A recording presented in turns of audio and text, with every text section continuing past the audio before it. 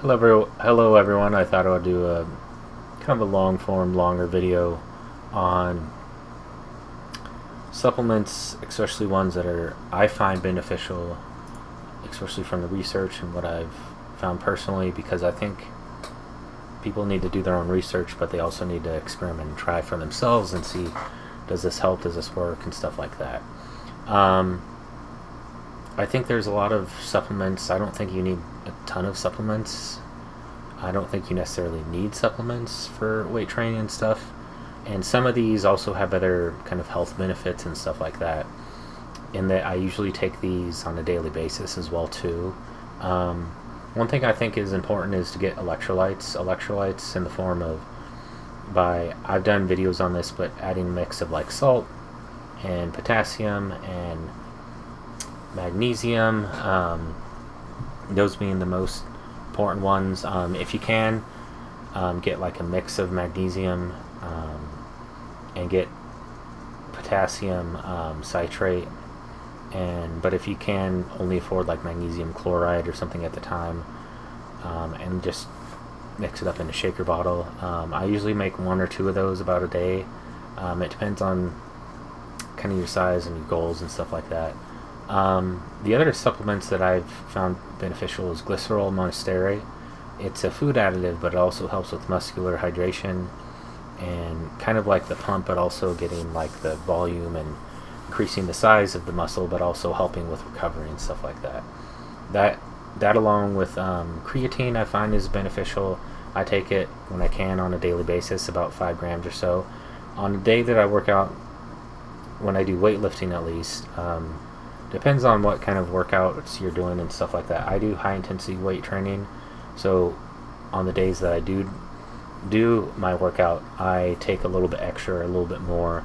So I'll take a little bit more creatine, I'll take a little bit more of these other supplements as well too. I find essential amino acids, I think, more beneficial and better to use than BCAAs or branched chain amino acids. Branched chain amino acids, it's only like three I believe, or 4 amino acids. Essential amino acids basically acts like kind of protein as well. So you can take it before, during, and after. I usually take a little bit more when I'm working out and stuff too. It's also a good way of getting kind of extra protein, especially if you kind of have an overload of ammonia and stuff like that due to kind of methylation and health issues and stuff like that. Another one is glutamine. Glutamine is good not only for kind of muscle building and weight training, but also for gut health, and it can help heal the gut lining and stuff like that. And I do take a little bit more. If you do have an issue, some people, you have to get kind of tested and kind of see if this the case. But glutamine can it typically kind of converts and makes a balance of GABA or gamma aminobutyric acid, but some people don't quite convert all of it, and so they have an excess of glutamine, which can cause anxiety and affect insomnia and stuff like that too. I do find pre-workouts kind of be helpful. There's a natural one that's like stimulant free that has lion's mane and other stuff in it. I don't think necessarily you need to have caffeine or pre-workout. I've taken it like even on my off days when I can, and I find benefit from it. I think caffeine, especially if you're kind of recovering from chronic health problems, can affect adrenals. I don't know if it's necessarily always the best idea, but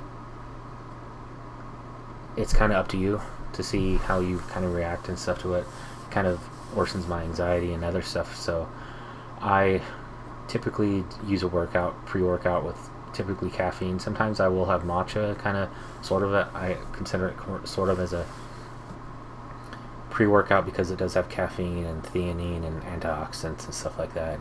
On another note, I haven't personally found, I haven't really experimented or tried this as much, but on days that you work out, try to avoid taking as like stuff that's like antioxidants, say such as like vitamin C or fish oil or, you know, polyphenols, or if you're something anti-inflammatory, even ibuprofen, but save it for the days, your off days, so that you can recover more. I'm not saying to take ibuprofen because I don't think it's good to take it all the time. But yeah, another thing I add to my electrolytes is also baking soda. That's a good one to kind of add to it as well too.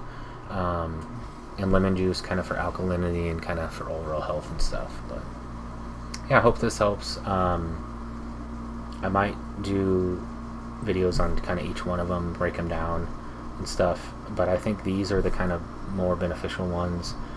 I don't really use much else. This is only like a handful. It's maybe 5 or 6 or something like that. And I don't know if I might do a video also on testosterone, because my view has kind of changed on it and how to increase it, how to affect it, how to not lower it, stuff that lowers it and stuff like that, because that's something that I've struggled with for a long time. I feel like it's a fairly common problem even among young people that are in their 20s and 30s, but especially people that are kind of getting older, and levels have actually declined due to a number of reasons, societal reasons and kind of food sources and stuff like that. But anyways, I hope you guys find this beneficial. Like, comment, subscribe, share it. If you have questions, feel free to email or contact me if you need help with your health. I'm always available, and I'm flexible in pricing and stuff like that as well too.